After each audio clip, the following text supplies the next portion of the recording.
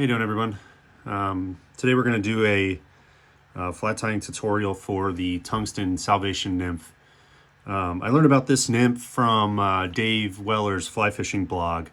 I'll put a link to that in the description. It's got a good materials list, a good background and history on the fly. I believe it was developed somewhere in the Conejos River region in Colorado. But if you want more background, check out that link. Really good information there. I've fished this fly everywhere, been able to catch fish with it everywhere. So it's an extremely productive fly. Usually fishing it in size 14 and 16. All right, so we're gonna get started here. We have the gold tungsten bead already attached with 6 to 7 turns of 0.015 lead wire. Our next step will be to get our thread attached. So we'll start right behind the lead wire. And we'll work our way down the hook shank.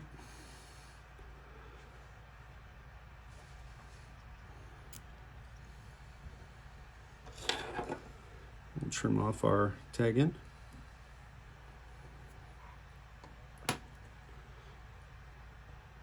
All right, what we're going to do here is work our thread back up behind the lead and build up a little bit of a thread dam there.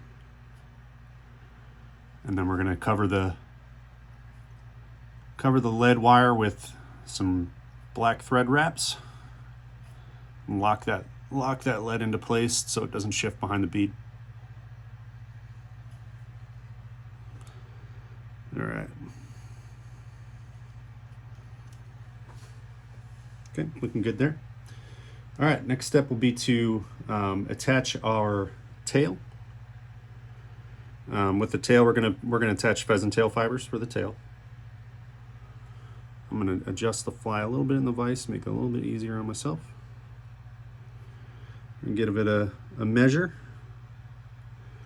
And then we'll do one pinch wrap over the top.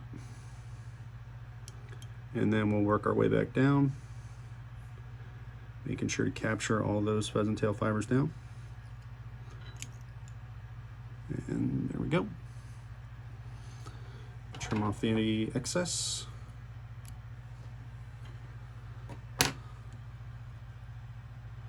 Reattach our fly in the vise. There we go. Okay, next we're going to add in our lead wire. Or sorry, not our lead wire, our gold rib wire. So I just use a Brassie size gold wire. This is our rib material. We'll start on the near side of the hook.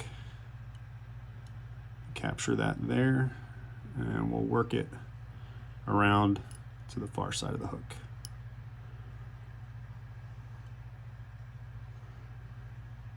And we'll make sure to cover that up and wrap it in nice and tight. Okay. Next material will be a pearl tinsel material. This is just going to go right along the back. We're going to get this in before we put in our flashback. So we're going to pinch that down. Oh, missed it. Pinch that down. Just run it straight down the back. Get that out of the way. All right, next material is our black flashback. Now I cut a really thin piece here for the back of the fly to go over the top of the body. And we'll use another piece here in a minute for the thorax, but or the wing case.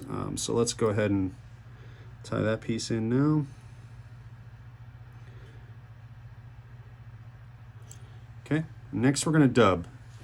We're going to use a silver holographic ice dub here.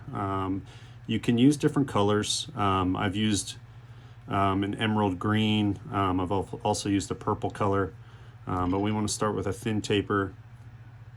Don't put too much on. You can have a tendency to overdub.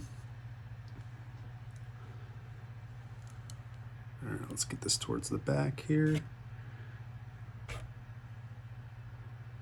And work our way up.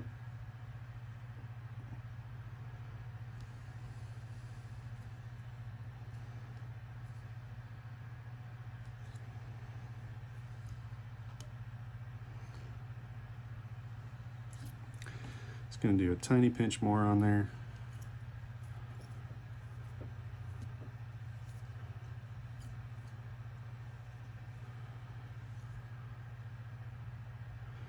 Okay. All right, once our dubbing's tied in, we'll pull our flashback up over the top. And we'll kind of pinch it along the top of the fly. Let's move this out of the way. All right, and then lock that down. All right, next we're going to take our Flashibou.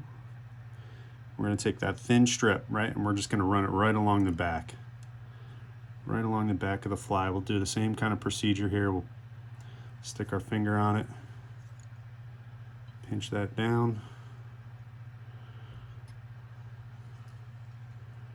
And then we'll cut out our excess.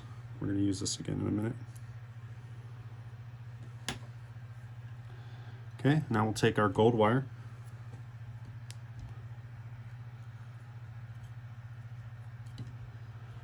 And we will wrap up the body, create our rib. Nice even wraps, create that segmented body that we like to see in nymph patterns. This will help hold all that other material down as well.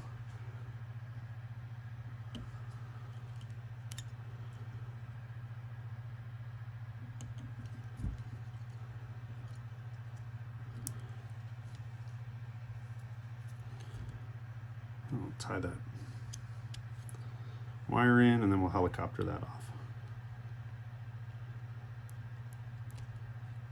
Maybe. There we go.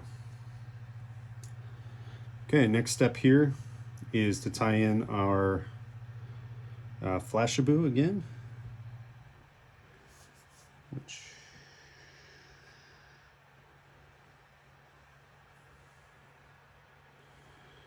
one second here.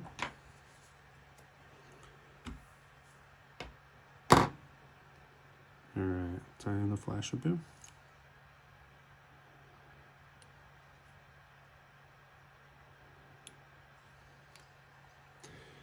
Our second piece of fat flashback, slightly wider than the one on the bottom. Now, this is our wing case.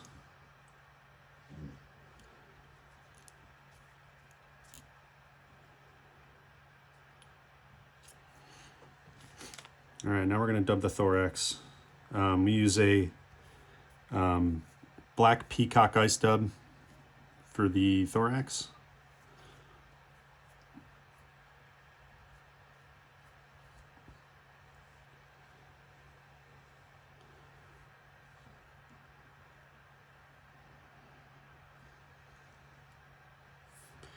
And we'll end with our thread right through the middle of it.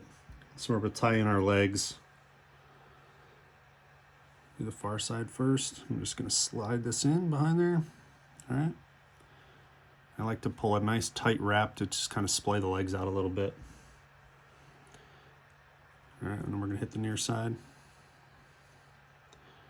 One wrap over, give it a nice tight pull.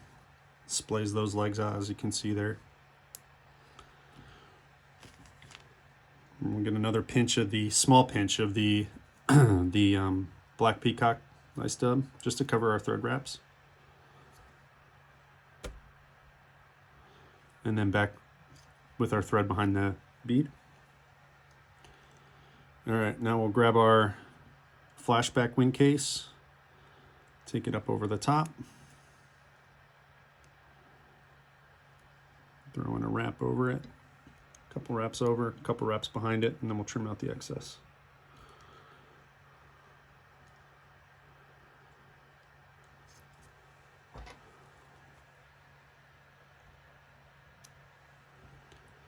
And grab our Flashibou again,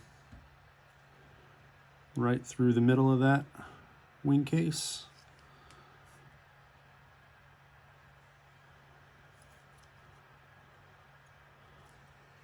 Trim out that excess as well. All right, now we're going to end here with a 5/6 turn whip finish.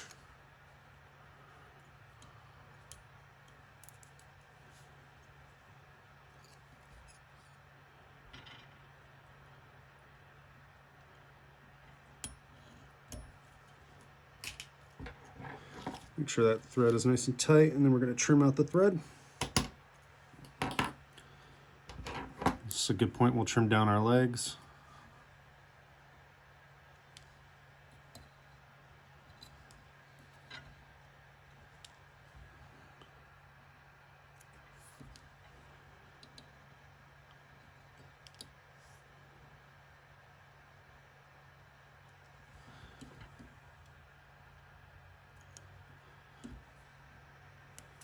All right, and that's the fly here.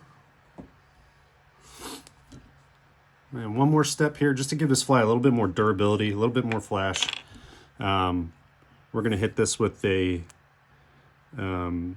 slight coating of solar res. We're going to make kind of a little bubble up on the wing case, and then we're just going to do a little thin coat along the tail end of the fly. And we'll hit that with our torch.